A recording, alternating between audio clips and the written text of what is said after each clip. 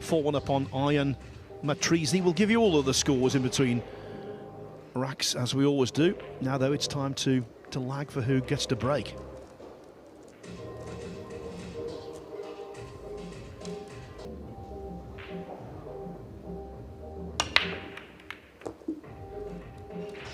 Little 9-ball action. He's going to get a little bit of a look at the blue 2.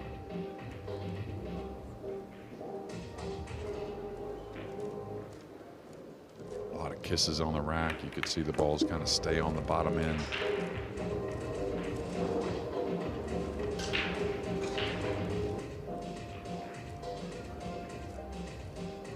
And he's got his left side of the 2, so it should be something like drawing over behind the purple, maybe even squeezing underneath the brown or the 9.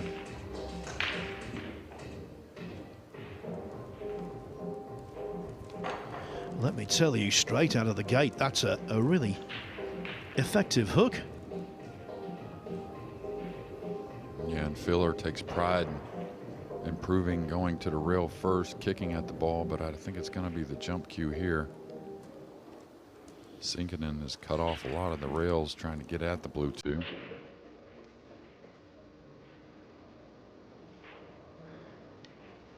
Watching one thing about Josh in his interview, you know, trying to defend here this week.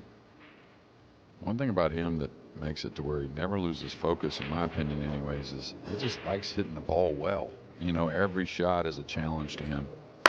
Whether it be a simple one, you know, not to take his mind off things and keep the focus, or the tougher shots where he just is absolutely the best in the world. Ball in hand here, though. Almost cut it in. Lost the cue ball in the upper corner.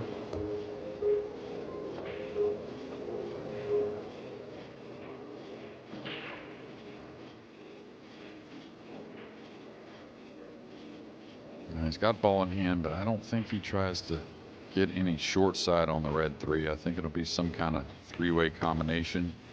3, 9, 8. Maybe this 9 slides by.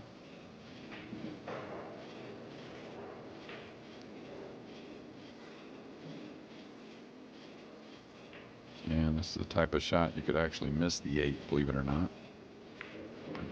You don't figure to, but.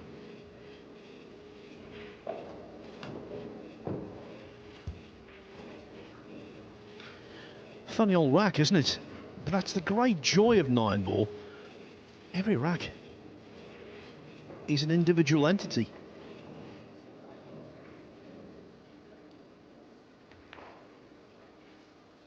He's not going to be happy with this. Well, maybe he got up on the purple. I think he did, actually. Thought it was going to land in that gap between the 5 and the brown 7. He does have to kick to the top cushion. It's the type of kick, one rail, you don't mind. You're kind of looking at it right in the face. The kick shot should judge it nicely, and got all kinds of ways to get safe with the cue ball coming downward after contact.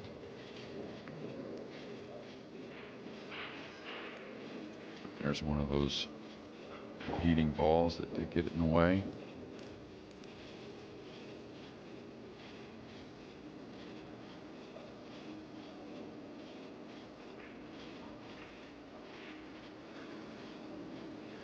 SIEKKINEN and Filler are contemporaries, both 28 years of age, but of course, while SIEKKINEN is still trying to break through, Filler already very much at pool's top table. He's an absolute magician. The way he played to win that Derby City Classic 9-ball wasn't just he was beating opponents, it was the speed of the matches. Time and again, under an hour. One of them under half an hour. Yeah, winter break, and they play on a little bit bigger pockets there, which, again, nothing seems to slow Josh down. You feel like underdogs may have more of a chance, but like I said earlier, one thing about his interview to me, and one thing I see with Josh, is he continually wants to hit the ball well. He continually wants to make the right decision. I think that's what keeps him going and keeps him winning more than anything, really. Of course, the skills are unreal. Something from another planet, but just the motivation, I think, to always want to hit the ball well is very important. In sports, you can certainly get burnt out. You can get a little bit of feel like you're spinning your wheels, but not with Josh Filler.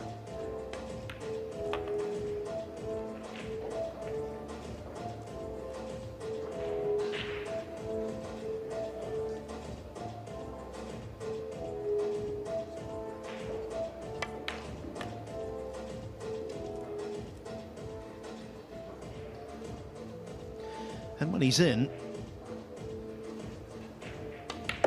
you naturally assume it's going to be end of rack. And on the vast majority of occasions, it is.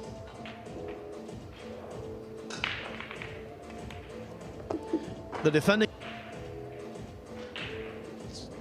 Becomes a hard guy to beat. Breaking with an open hand bridge, you won't see that very often. Well, that was unusual. The referee coming in to remove the template as the cue ball was still spinning.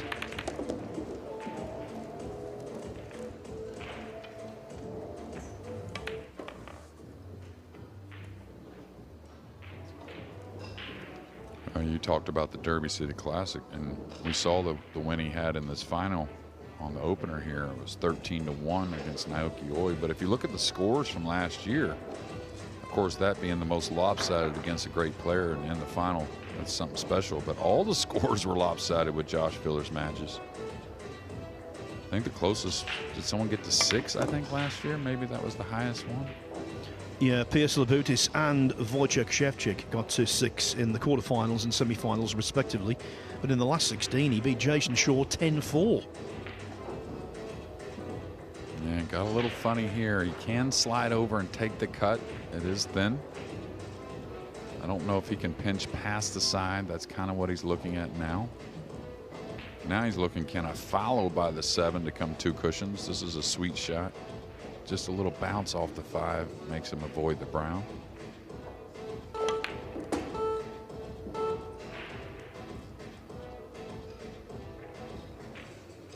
And even the upper echelon players, when certain things arise, they kind of want to avoid it. But that's not the case with Josh. If he feels like it's the right shot, he's not going to let executing slow him down.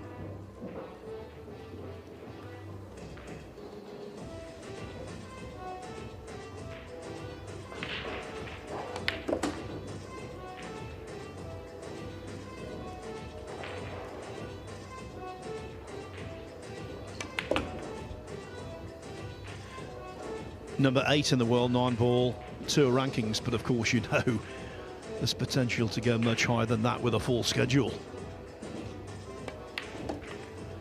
Because every match has that extra edge.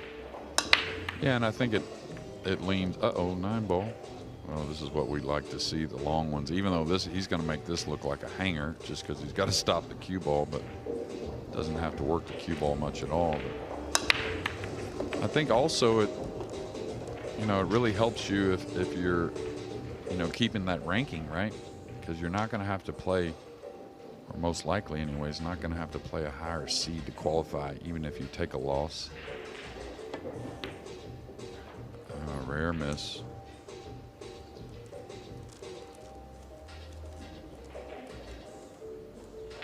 Yeah, surprised. Played it quite quietly, didn't he? Yeah, and he can do it all kinds of ways, trying to make the pocket a hair friendlier. If he hits that to the right point, it probably falls at that speed.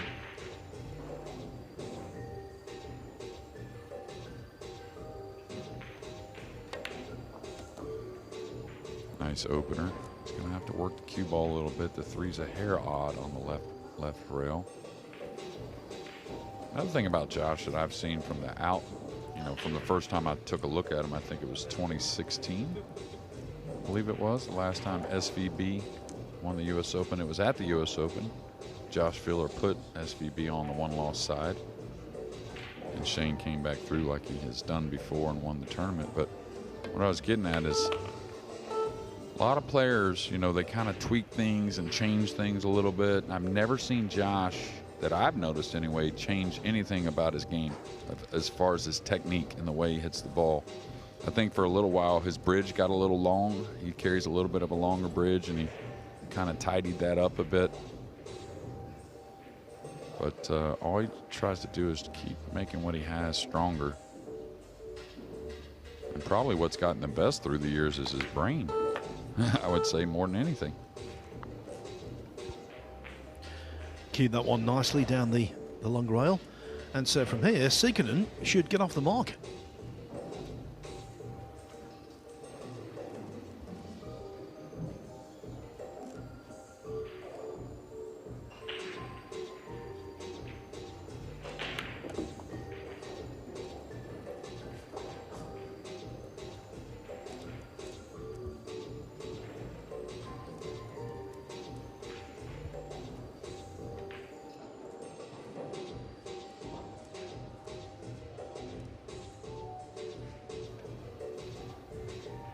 Yeah, not a whole lot here. Just kill the cue ball. It's kind of perfect here just to draw back. Like to get on the line he's on now. Shooting the black 8. Probably takes the 9 up in the upper right.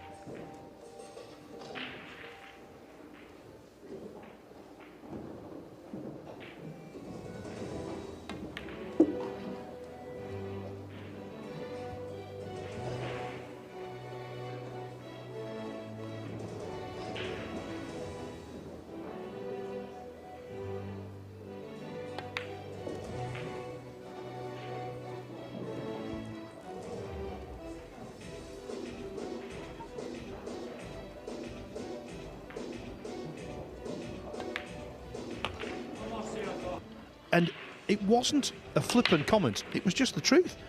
He had about a 15-minute spell of euphoria, and then it was, okay, what can I win next? Yeah, and I think that goes back to what I was talking about. As far as, you know, he just, whatever it does for him or however he does it to keep himself inspired playing the game. You know, he truly still loves it, I think, and I think that's very, very important to have that success. I commented, made a social media post about coming over here, and I really liked the chalk this week, right? The real top guys to be in that Final Four. Look at FILLER and of course Federer and Aloysius Yap. The fourth, I think, maybe FSR. Kind of like the way he's trending. Anyone you have in mind, Phil? Well, that's the obvious. Yeah, Yap's not here, which is a great shame. But yeah, look, we've got a star-studded field, regardless of the travel difficulties of many of the Asian players.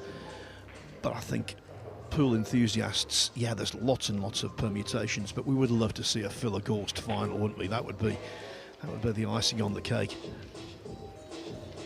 But again, I think it's tough to predict a winner.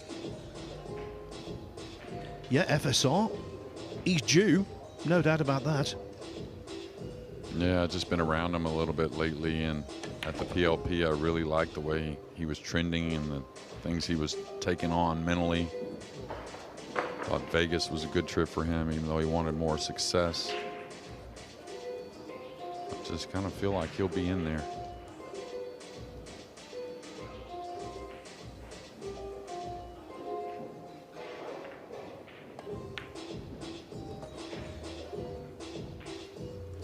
Now there you see FILLER's confidence and positional acumen, because he played for a small gap past the brown 7 ball to avail himself the best possible angle to drop on this 4, and now he's away.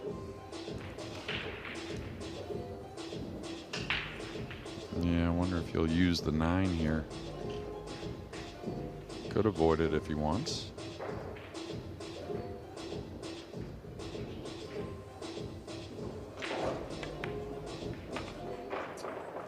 Kind of curious what it may do to the 8. It's okay. I think he was more worried about the cue ball.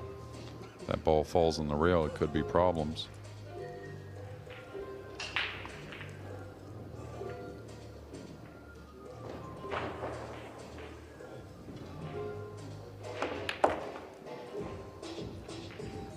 Yeah, in answer to your question, when I was asked yesterday for Matchroom social media to do a prediction, my pick was, much like Carl Boyer's, Joshua Filler.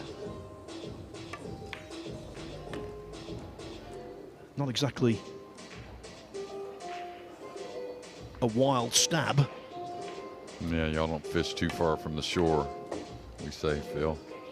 But I do like Filler. I like Federer, FSR. Maybe another Spaniard in there, David Alcade, former champion of this event. He looked completely at home.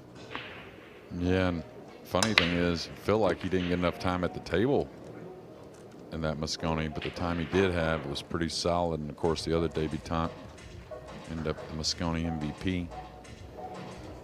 A couple incredible years there for Morris Neuhausen and Pius Labutis, two very good friends. I think they're the type of two good friends that can really feed off each other as well. You know, one has success, the other one they're happy for. It's only going to put you in a great frame of mind when you play yourself. He's going to attack the kick shot here with a high ball. Now this one you don't have to hit real hard. Oh, he's drawing it, so I don't know if he'll hold drawing it. Oh, he did. He played it light as well. Either way, when you're coming in from the side, you can play it with like a high left, or you can draw it with a low right to come into the ball. Control, that was the key. Because he's such a good potter and disher, I think people sometimes forget how tactically astute Filler is. Well, that's what I'm saying. He just doesn't slow down trying to improve, whether that be, you know, the safety side, kicking, breaking. Great hit there. I thought it was actually the harder route to go at the ball. I thought he'd kick to the right long rail coming across, but yeah, he takes pride in everything he does. He's not going to take a shot off, just like here. Take no chances, bury him behind the 9, put the 3 up by the brown.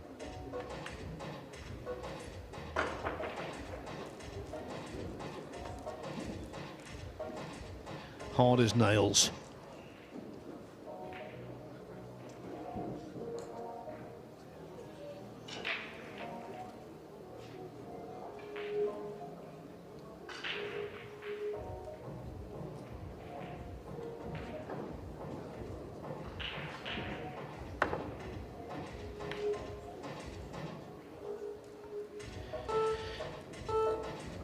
So with ball in hand and the table looking the way it does, there's a sense of inevitability about this.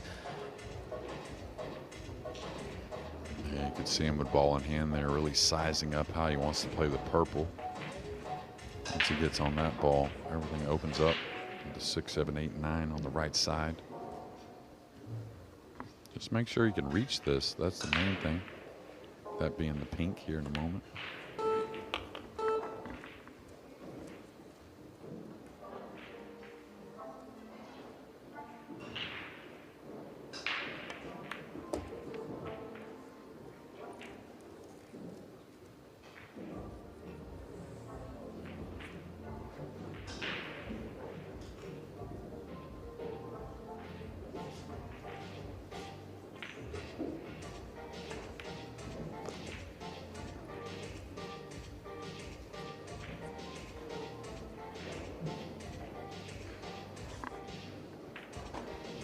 Stretched here, can come up for the corner or the side. Looks like he's queuing for the side.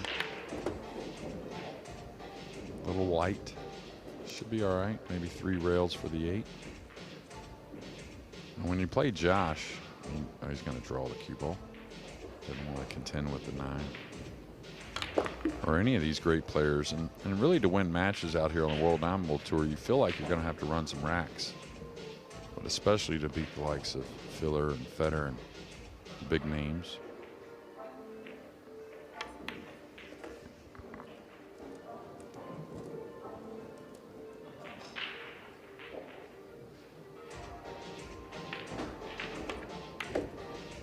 And Matrizi.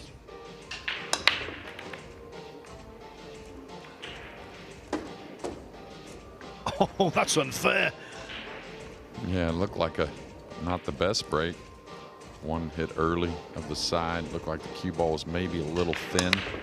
Yeah, just a touch. You see it spin back towards the corner. Then the 1 and 2 almost simultaneously drop. And he's dressed up on the red 3. it almost warrants the first roadmap of 2026, but I'm not gonna go there yet. I'm not gonna waste it. Yeah, it's a little early in the tournament for that. All right, just using this touch to come between the 7-8.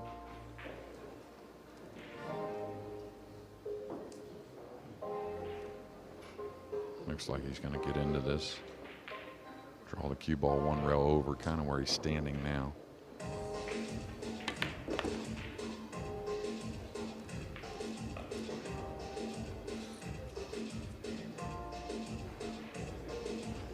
Yeah, it doesn't have to come tight here if he doesn't want. This could be a little bit of getting used to the table as well, because the 6 is very open. He could have just ran that ball 2 rails across the center of the table.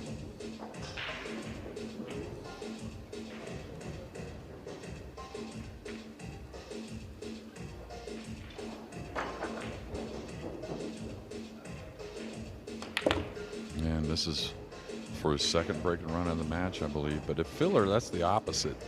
You know, the way his game has evolved, not only with being the best pocketer in the game, definitely one of them. If he gets 2 or 3 breaking runs in these races to 9, you just got to feel like he's a huge favorite, just because he's going to scramble and he's going to do things to get out of jams and make the shots that others can't. All right, just a little stun 2 rails over where his bridge hand is now. Oh, he went 3. So to me, that's kind of testing out the table a little bit, Phil, in a sense.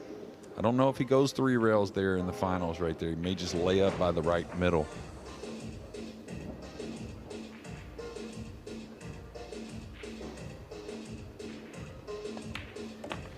Filler just carry on in the same vein.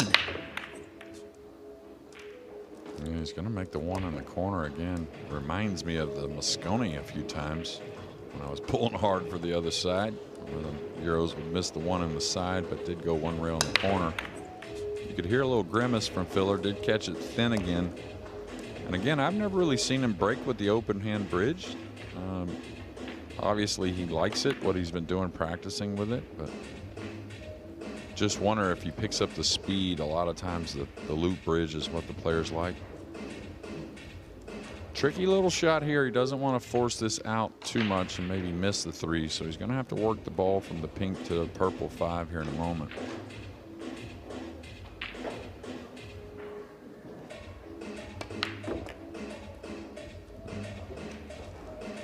Yeah, a little shake of the head. Can he kill the cue ball? A lot of angle here. Table's been playing very quickly today, very responsively.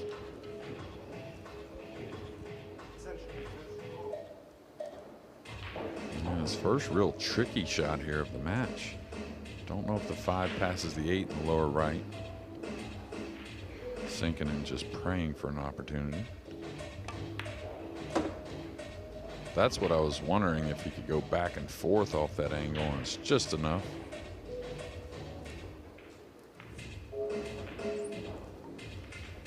He must be so intimidating to play against, because you know, one mistake, it probably will lead to loss of 1 rack, maybe 4 or 5. Yeah, I mean, really the dry break is something he just doesn't have much of. We all have it at times, but when he breaks the balls, you're just praying for a push-out situation. Now he's overran this a piece. 7 doesn't pass the 8, so he's awfully thin to the right middle. Position should be easy. When you're close to it, you could pinch the ball here and avoid the 9 coming 1 rail up.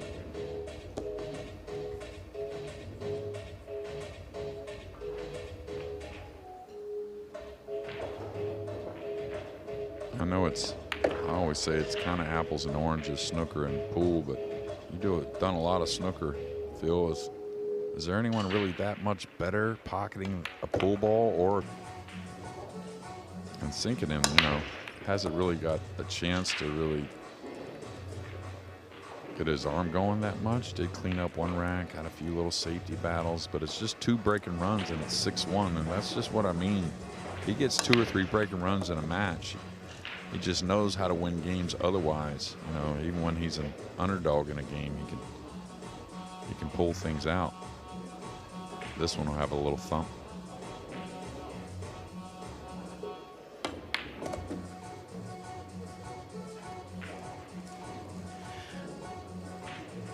Might sound a little bit like Dr. Sheldon Cooper here on The Big Bang Theory, but there's an equation in pool, it seems to me, when it comes to Filler breaking off. Right. If he knocks in the 1 and gets on the 2, it's a W. All right, he can cheat this, just draw the cue ball back if he wants. Almost 100% he can. Maybe he wants to get a little closer. If he goes forward, it's all about getting a little better on the 6.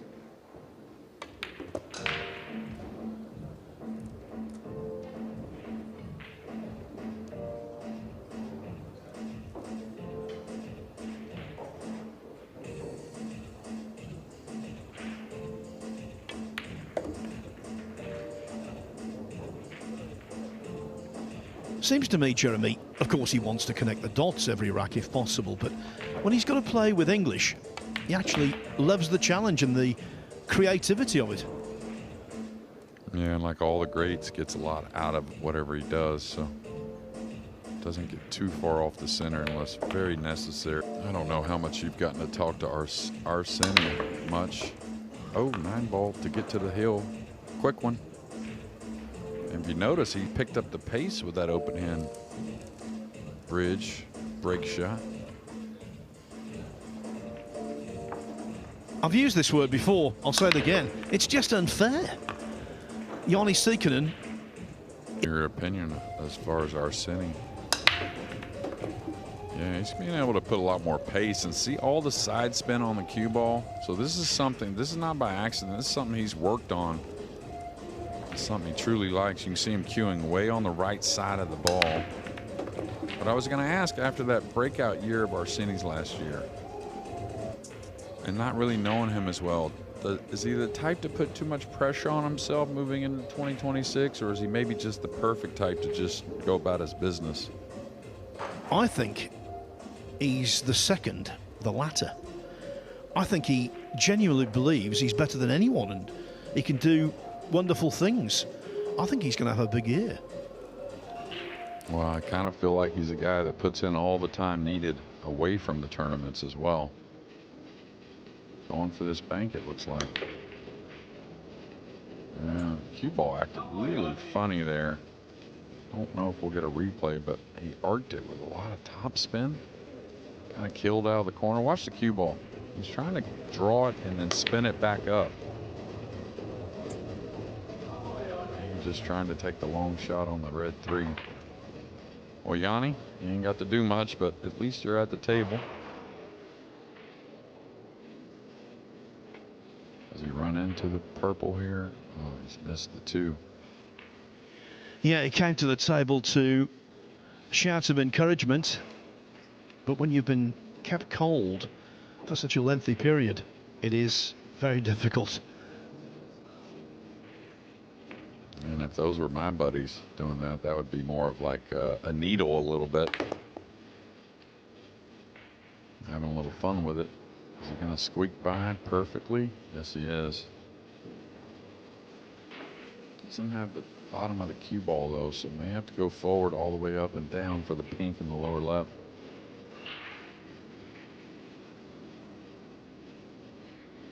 Another time that his cueing and his ball pocketing really helps awkward situations. He took it in the corner field. What a shot. For me, that's the highlight of the match. Okay, he's not under a mountain of pressure, but that was just pure class. And then playing that one with a lot of check. What a way to start a title defense. Yeah, and I think that's, oh, this ball here kind of took the English a little more than he thought. A little humidity out there today, maybe grabbing a bit early, but Dennis O'Connell told me this a long time ago, that if you want to stay in stroke or get back in stroke, you play the right shot.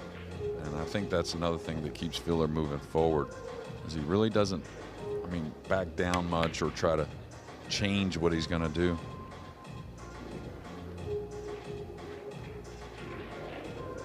Well, that was out of the blue, a miss on the black 8.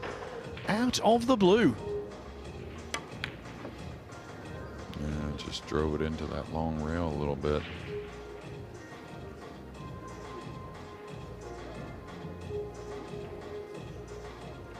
And this has gotten awkward.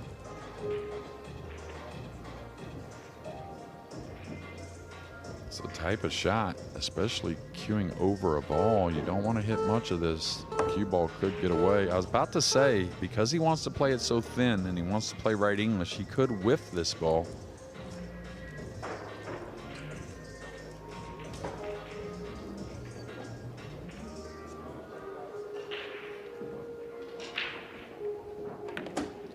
The first 2 matches of the day in the main match arena were quite lengthy affairs. This one, an absolute sprint. And first past the post by a mile,